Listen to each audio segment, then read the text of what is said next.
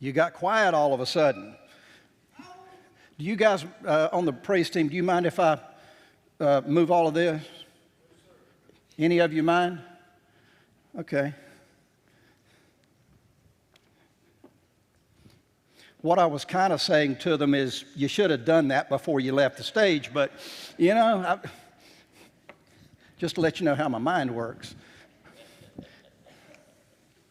Okay, all right. What was I saying? It's good to be back, and thank you for the few weeks that Jackie and I have had off from our duties at the church. Last Sunday, no one was here. I hope you didn't try showing up, and if you did, you were probably surprised. But Ben Godley has done such a great job filling the pulpit. I certainly appreciate that. I'm in my 40th year of preaching, and one of the things I always try to do is not do personal stuff in the pulpit, because I never like to overly talk about my kids unless they did something stupid and it made a good illustration. But brag on them or grandkids, things like that. But I'm going to do it today. My granddaughter, she's 5, and she bought me something a couple of weeks ago. They came to visit with us in the mountains, and she bought me something, and she said, "Papa, would you wear it?" And I said, "Yeah." And she said, "Would you wear it at church?" And I said, "Yeah, I really would." And they're not here today. They're in another state, but Alex is watching live stream. So this is for my granddaughter.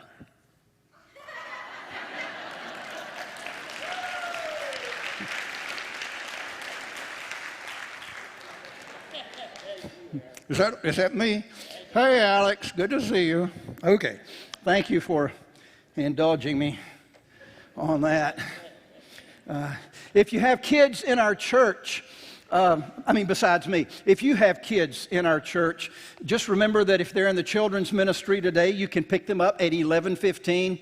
We're stretching it out just a bit up here, so that they'll have plenty of time to do their Bible things and their fun things downstairs. So just remember 11:15.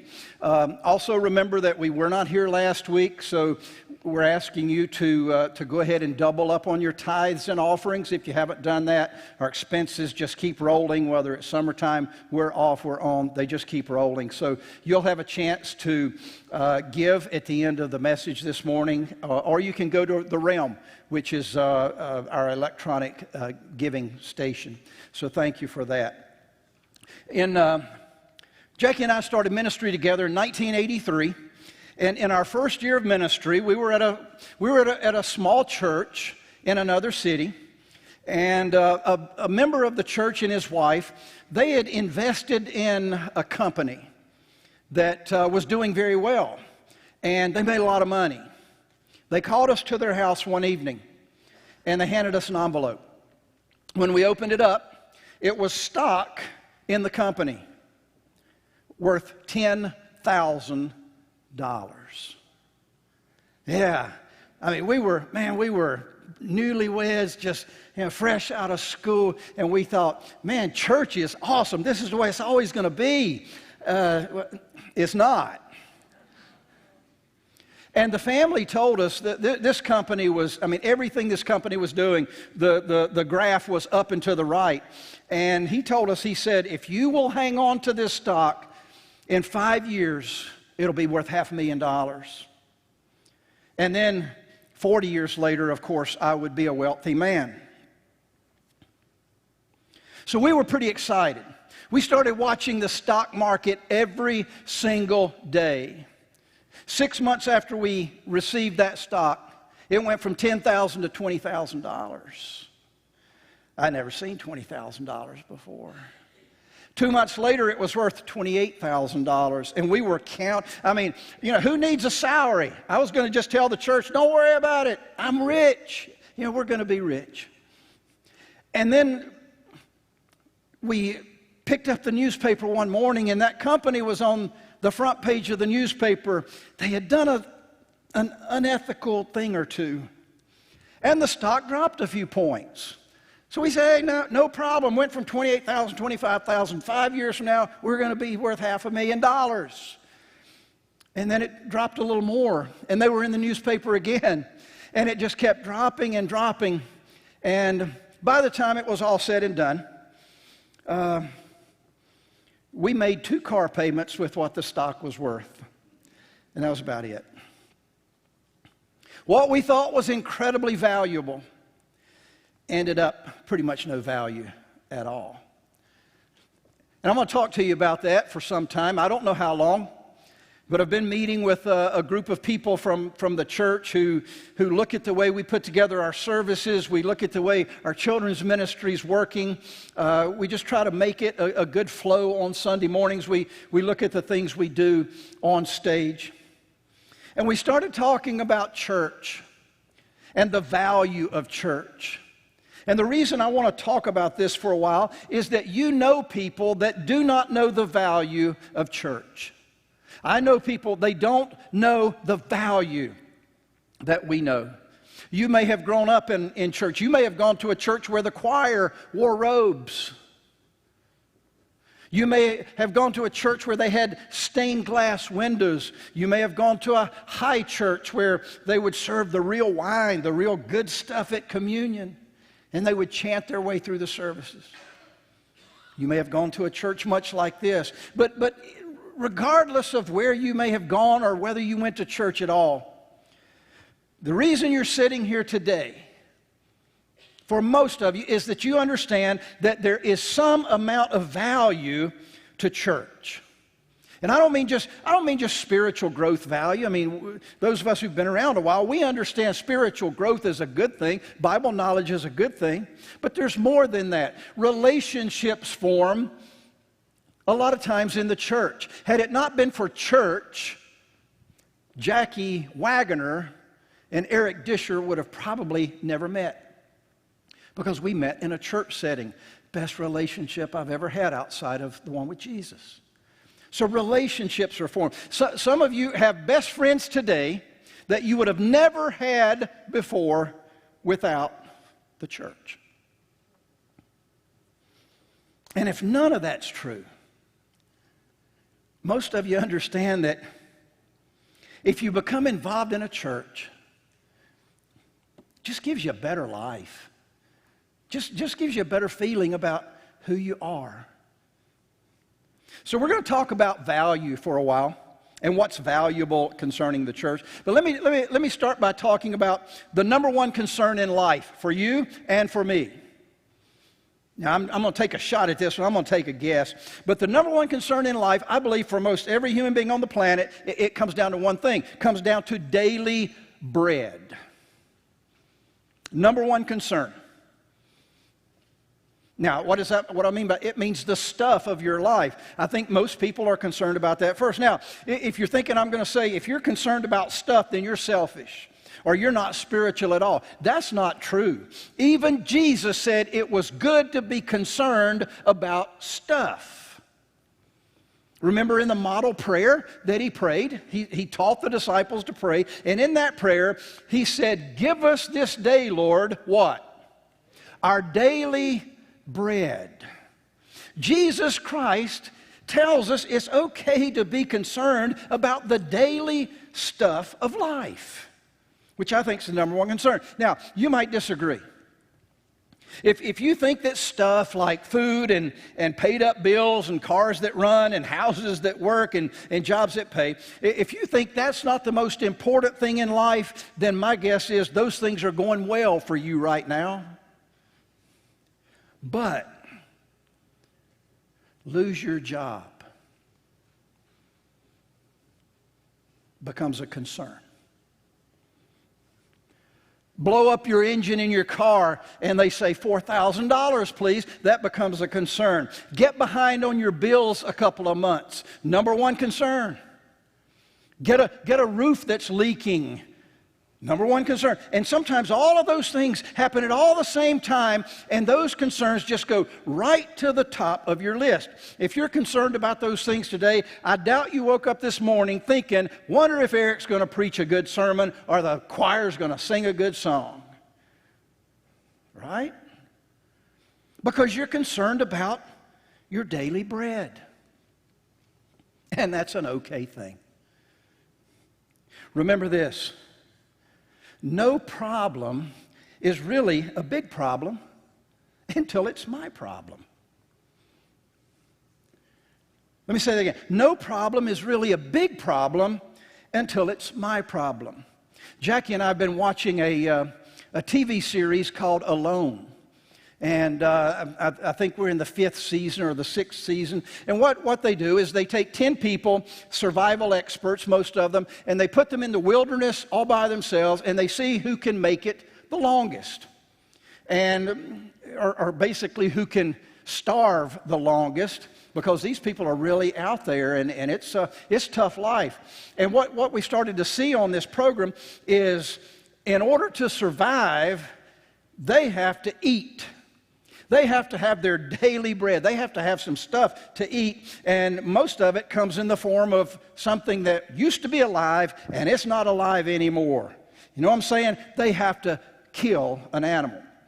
I was talking to someone who watches that program. And they said, I like the program, but they said, I don't like to see these animals killed. Now, understand this, the person I'm talking to, they are not anti-hunting. They're not. They know where their steak comes from. But remember, no problem is a big problem until it's our problem. So I'm listening to this person talking, and they say, I don't like it when they have to, kill the, stab the thing and gut it and clean it and blood it. They just don't like that. And I said this, I said, try going for about 3 weeks without eating.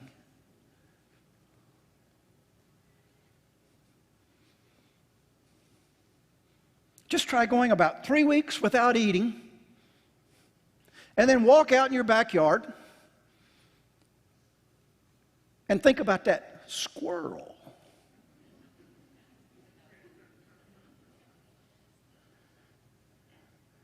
I don't want to see that squirrel suffer. No, you want to see that squirrel in the pot.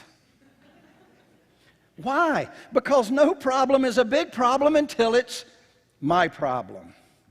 The stuff we believe we need becomes our number one concern, and that's not a bad thing. It's just called daily bread. The disciples, the 12 followers of Jesus, they had been with him for a couple of years. They were only with him 3 years. That was Jesus. His whole ministry was 3 years. He did a lot in those 3 years. But they had been with him a couple of years, and they were watching him do the things that he was doing. They saw him firsthand, and they knew there was nothing he could not do. When you were around Jesus, you always had everything you wanted, your daily bread. Everything was always supplied because you're around Jesus.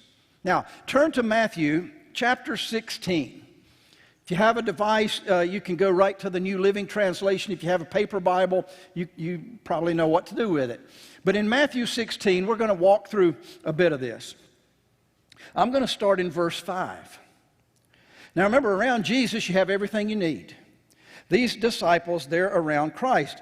And here's the way it starts. Later, after they crossed to the other side of the lake, the disciples discovered they had forgotten to bring any bread. Don't you hate it when that happens? I mean, don't you hate it when you go to your family at a holiday and everybody's got an assignment? And I mean, you already know the person who's going to forget. Because you get ticked off on the way to your family reunion. Because you know they're not going to remember. Now, if you can't think of anybody who does that, then it's probably you.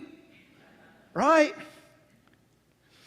I mean, whoever was designated to bring the bread out of these 12 disciples, they dropped the ball. Now, for you and I, that's not a problem. Because we'll go 2 blocks down the road and we'll go to a grocery store. But for the disciples, that was a problem. You just didn't go out and buy bread. It was a big deal. And they had to know which disciple was assigned the bread. Now, here's what I'm sure they did. It's the same thing that most of us do, unless we're really out there. You know, you come in and, oh, I forgot. And everybody says, don't worry about it. Don't leave the room. If you forget the stuff, don't leave the room because they're going to talk about you. They're going to look at your face and tell you, oh, it's okay. We didn't want the steak anyway. We'll just eat salad. No, they're lying to you. They're mad. They're ticked off. And when you leave, they're going to rake you over the coals. That's why we don't have covered dish meals at this church. Two reasons. One is the church is really too big to pull something like that off. But the other reason is when you bring your 14 kids and you eat all the stuff, you don't bring anything, we talk about you when you leave. And I mean, I'm just keeping everybody from sinning. That's the only reason we're doing this. I mean, the disciples, who forgot the bread? Now, how's Jesus going to respond to it? Because Jesus could say, poof, there's bread. But look at how he responds in Matthew 16:6. He says, okay, watch out, Jesus warned them. Beware of the yeast of the Pharisees and Sadducees. Do what? Jesus, we're talking about bread here. It's lunchtime. We're hungry. We need some bread. But look at what they did. Now, remember the number one concern in your life and in mine? Daily bread, the stuff of life. Remember that. They didn't even hear what Jesus said in verse 6. They didn't hear it. Because they weren't finished with the number one thing. So he says, beware of the yeast. In other words, beware of these Pharisees and Sadducees, these religious leaders who are doing some wrong things. Beware of them. Look at what they did in verse 7. At the words of Jesus, they began to argue with each other because they hadn't brought any bread.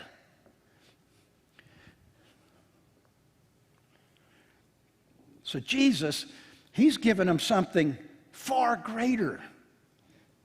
And they're still fighting about the bread. Why were they arguing about it? Because they didn't have any. And they were hungry. And that is normal. But what happens next is kind of mind-blowing. And it shows us how soon we tend to forget how faithful God is in taking care of us. I mean, you would have thought that at least one of these disciples, remember, they'd been with him 2 years, they'd seen him do all the miracles. You would think that at least one of the disciples would have said, wait a minute, time out. We didn't even need to bring bread. We've got Jesus, and we have seen him multiply bread. I mean, Jesus he can make bread for us. We shouldn't have to worry about it. Now, if you think, well, that's a bad way to look at God's gifts, that's looking at God like a genie in a bottle. Is God give us bread? Well, if you think that's a bad thing, you'd be wrong, because it's exactly what Jesus told them to think. He said, you should be thinking about me being able to provide stuff for you. How soon they would forget that God's taking care of them. Maybe like we do today sometimes. They're arguing. And look at verses 8 through 10. Jesus, he knew what they were saying. So he said, you have so little faith. Why are you arguing with each other about having no bread? Don't you understand? Don't you understand even yet? Don't you remember the 5,000 I fed with 5 loaves and the baskets of leftovers that you picked up? Or the 4,000 I fed with 7 loaves and the large baskets of leftovers you picked up? See, even Jesus is trying to tell them, bread is not your number one concern. But we're hungry. Bread is not your number one concern. I don't think I'm going to have enough to pay the bills this week. Bread is not your number one concern. That's what Jesus is trying to get through to them. And yet in verse 7, we read that all they wanted to do was just fight with each other about the stuff of life. You've probably heard me say before, I haven't said it in a while, so I'll remind you of it now. The things you fight about in your home, the things you fight about with other people, they come down to several B's. And it's all the stuff of life. What are the B's? Bedroom. Husband and wife fight about that. Bank book. Babies. And booze. Addiction. Pretty much we fight about those things in life. The bedroom, the bank book, babies, and booze. And Jesus is saying, let's look beyond those things. Now, those things are real. Those things need to be, they need to be fixed. But Jesus is saying to the disciples, and he's saying to us, don't let the concern of the moment be your number one concern in life. Sure, these men were hungry, and they needed something to eat, but there's a bigger lesson in this for them, and there's a bigger lesson in this for us. And the lesson is this: they couldn't hear what Jesus was saying, that he was the provider, that he would give them bread, he would give them all the things that they need. They couldn't hear him say that. Why? Because they were doing all the talking. They were arguing back and forth. And he could not get a word in edgewise. But then in verse 8, something neat happens. And in verse 8, you see, it's time for Jesus to start talking and the disciples to be quiet and listen. And they did. That's a great truth to follow. Sometimes you'll hear us talk about here the words in red. You may not be familiar with the Bible. If you're watching online in another part of the world, you may never have seen a Christian Bible before, an Old Testament and New Testament. But mainly what you find in the Bible, in the New Testament, is when Jesus spoke, writers of the Bible put the words in red. Those who create paper Bibles put the words in red. So anytime we talk about the words in red, it's the words of Jesus. Listen, a great truth to follow is when you see the words in red, it's time to be quiet and pay attention. When you see the words in red, the words of Jesus, it's time to be quiet and start doing what those words say. The disciples, they were just normal men. They were just like us. And they were looking only at the problem that was right in front of them. And Jesus said, it's not a problem at all. But we're hungry. It's not a problem at all. What did they see? They saw this: we have no food. Problem: we have no food. When you're hungry, that is a real issue. Food can become the number one thing. Let me tell you this: if you're new to us or if you've been here for a long time, your pastors, the pastors at Remade Church, they understand this concept very well. But they also understand this: food, no matter how hungry you are, is not your number one concern. Let me explain. People will go to our pastoral care ministry and they will sit down face to face with one of our pastors. This happens a lot. And they'll sit down face to face with a person and that person will say, I have no food. And the reason they say that is they don't. They're out of food. Physical food. They're out of food. Here's what our pastors will ask them in a couple of different ways.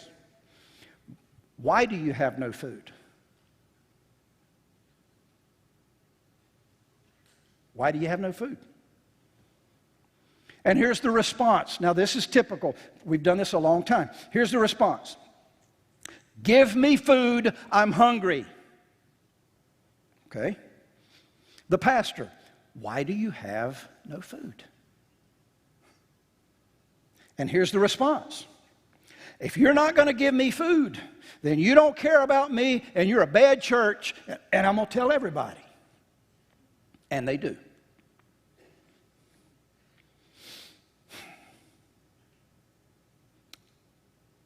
So is that a bad church? Maybe these people are just bad pastors.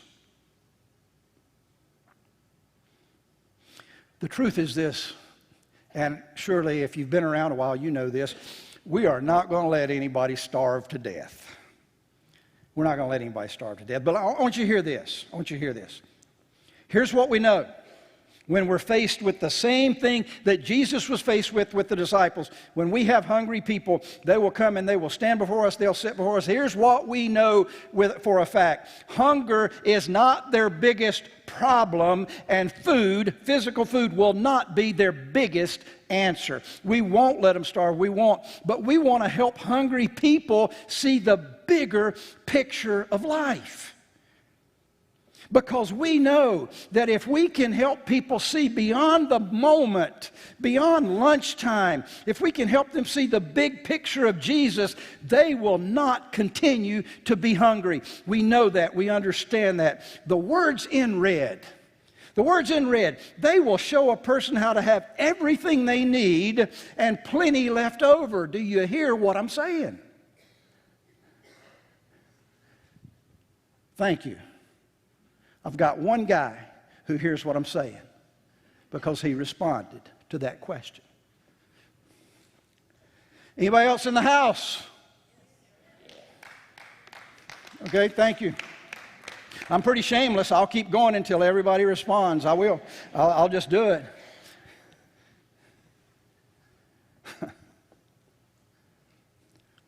When Jesus Christ speaks, it's a really good time to listen.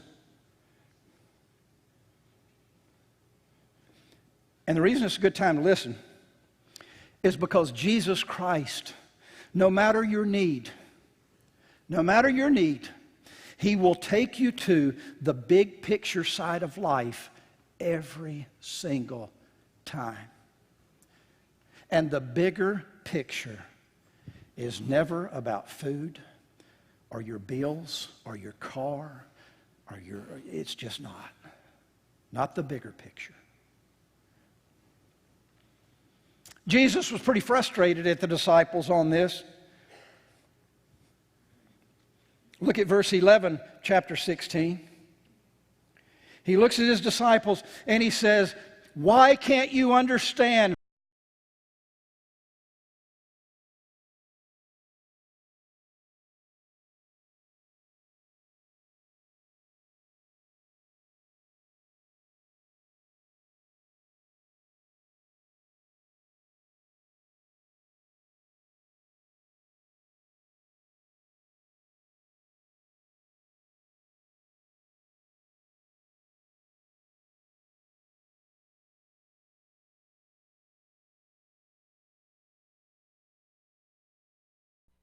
Look at verse 12. At last they understood he wasn't talking about bread, but about the deceptive teaching of the Pharisees and Sadducees. That was so much greater than bread. Getting good teaching in their lives. You know why good teaching was better than the bad teaching of the Pharisees and Sadducees? Because the teaching of Jesus would make a person never be hungry again. Pharisees and Sadducees, they'd give you a little food, but they wanted you to keep coming back to them over and over and over. We don't want to do that here, because we're not Food Lion and we're not Walmart. We just can't get. But we can give you something so that you'll never be hungry again.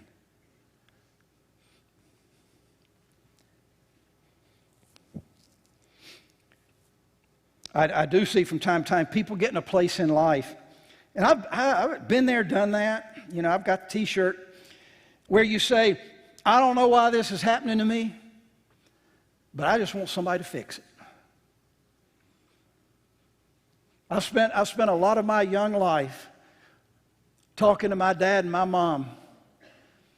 And I mean, after I'm married, I'm in the ministry, and I can't figure out why I'm the only person in the world who knows how to do things, and nobody else knows how to do things. So I'm just, man, Dad, the world doesn't understand, and why don't, all I wanted my dad and my mom to do is, look, Dad, I don't know why this is happening to me, but I want you to fix it. And he would never fix it.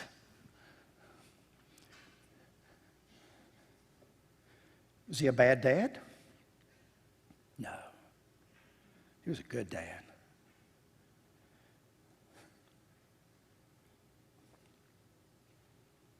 Maybe you're living that kind of life right now.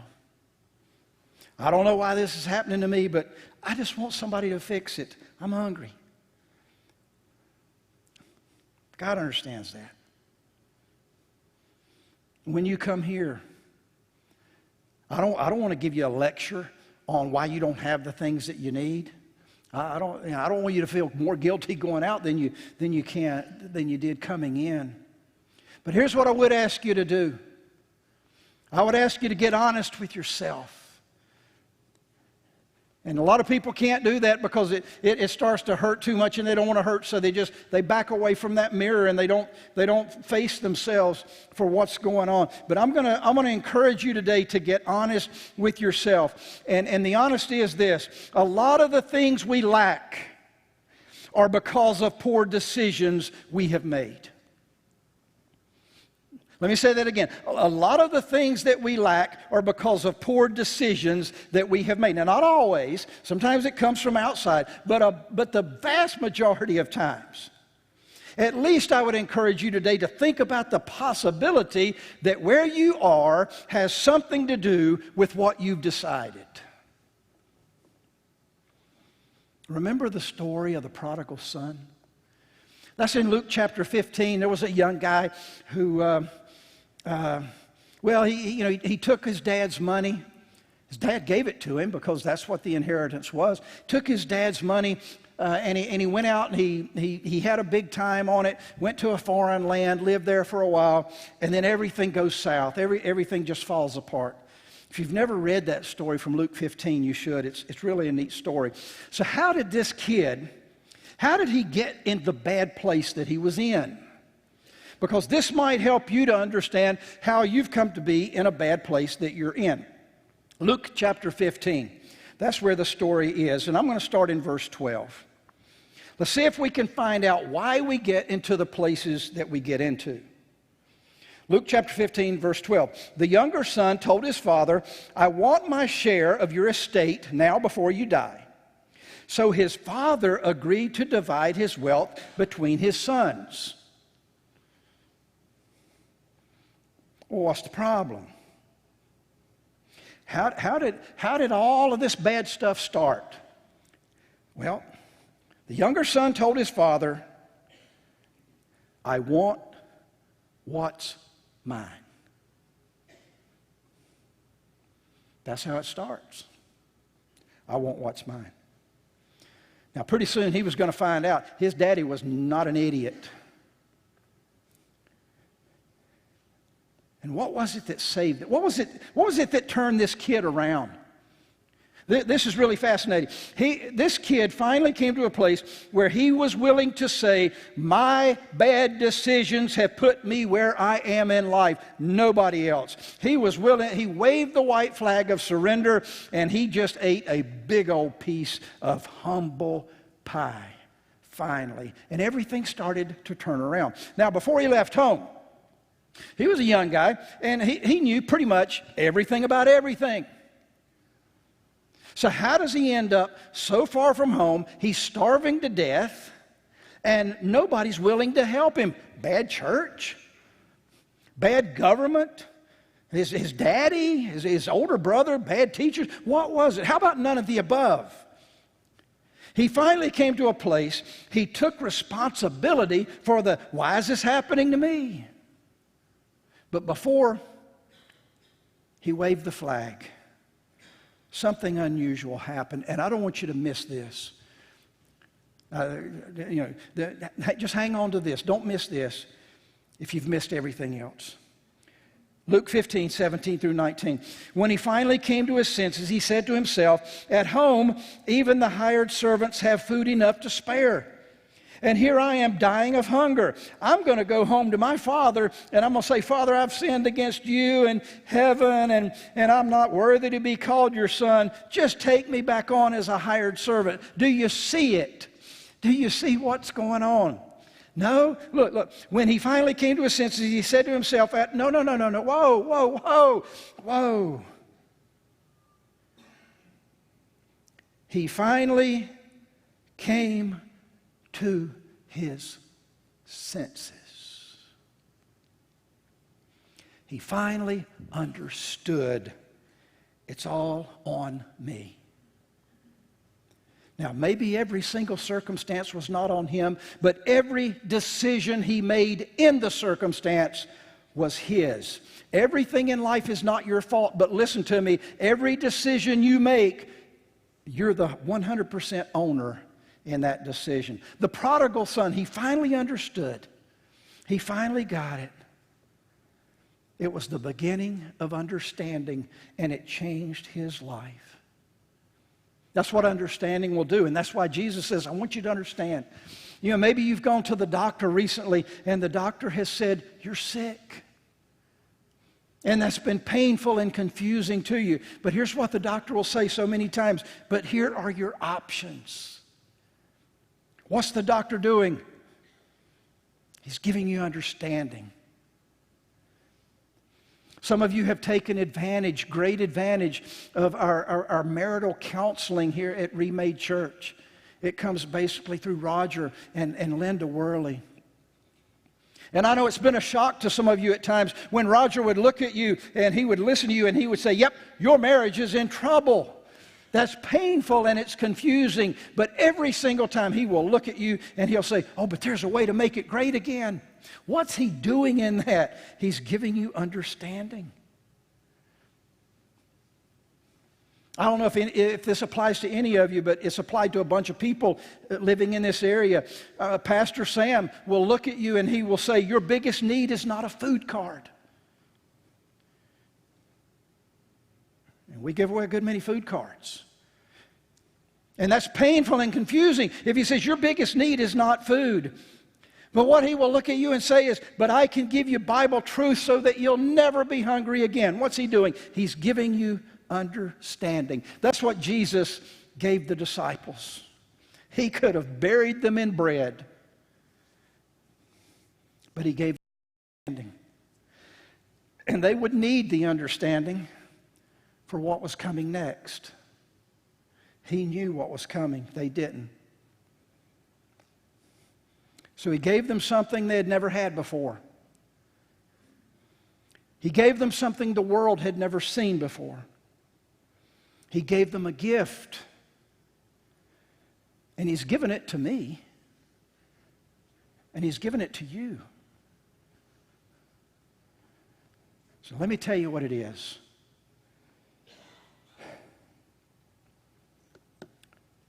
Next Sunday, I'm going to tell you what it is.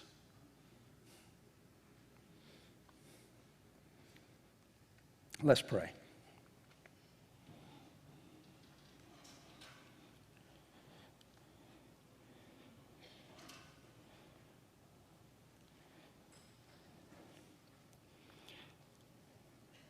Thank you, God, that you have shown many of us under the sound of my voice the value of church, the value of your word, the value of your Son, the value of confession, the value of repentance of sin, the value of turning back toward home, the value of prayer. Thank you for the value of tithing. It has changed many a life.